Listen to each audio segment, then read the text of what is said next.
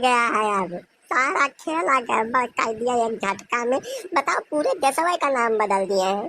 तुम्हारी सारी शोध, सारी खोज, सारी मेहनत हमारे लिए पनौती साबित हो गई है।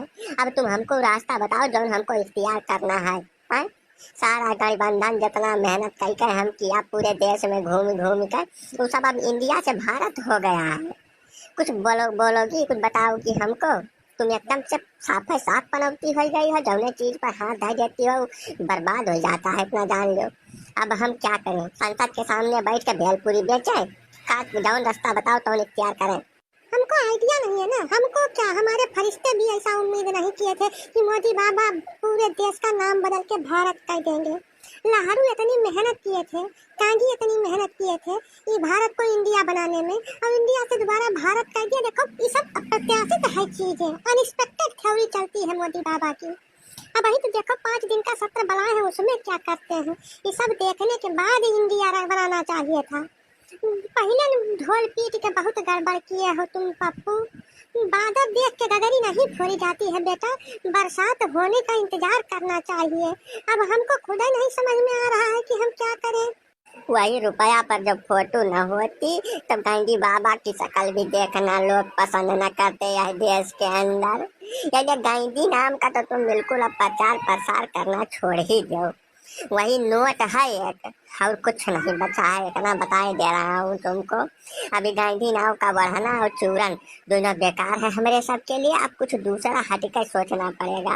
और नहीं तो अम्मा एक काम करो, खत्म होते होते हमारे लिए एक भेलपुरी का ठेला ला दो, वही संसद के सामने खड़े होकर वह भेलपुरी बेचें। कम से कम 500-600 सांसद हैं, वो निकली है तो कुछ आमदनी हो जाएगी, जिंदगी हो जाएगी पार। नहीं बेटा, इससे बहुत बेइज्जती हो जाएगी, बहुत ज्यादा बदनामी हो जाएगी पूरे देश में, पूरे संसार में। जितना हम लोग क्रियाकलाप किए हैं धर्म को लेके, जाति को लेके, और बहुत सारे जितने कर्म कांड हैं, सब पे फुल स्टॉप लग जाएगा एक झटका में। भेलपुरी बेचने के बारे में ना सोचो, कुछ और सोचो, इससे हटकर सोचो। समझो नहीं समझो? अब इंडिया वाला चूरन तो फेल हो गया। जब तुम सेंटीमेंट के साथ खेलने का कोशिश किए थे इस देश की जनता के, उस सेंटीमेंट भी खराब कर दिए मोदी बाबा।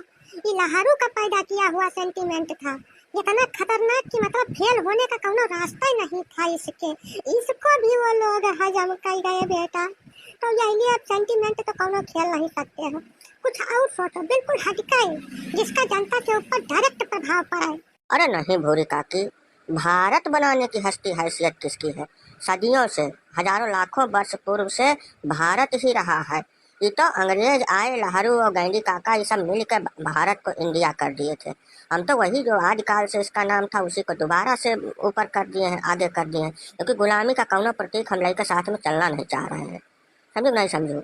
अब रही बात सेंटीमेंट की, तो तुम्हारे पूरे खानदान ने पिछली कई पीढ़ियों से कौनो ऐसा काम नहीं किया है कि जिस सेंटीमेंट के आगे जनता जनार्दन अपना मत बदल ले। पहले अब कौनो फायदा है नहीं। जौन पप्पू पहले बोले हैं कि भेलपुरी का ठेला, दिक्कत ये बात की है कि तुम उसमें ही भी घोटाला घपला ही करोगे।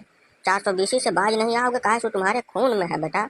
अब पूरे शरीर का खून तुम बदल नहीं सकते हो, इसलिए तुम्हारे लिए अब कुछ भी संभव नहीं रह गया है। सिर्फ अपने अंतिम दिन का इंतजार करो, इसके अलावा तुम्हारे पास करने को कुछ नहीं है पप्पू बेटा। अरे नहीं पहले जी, छोड़ दीजिए इसको कोशिश कर लेने दीजिए, जिससे इसकी आत्मा को शांति मिले।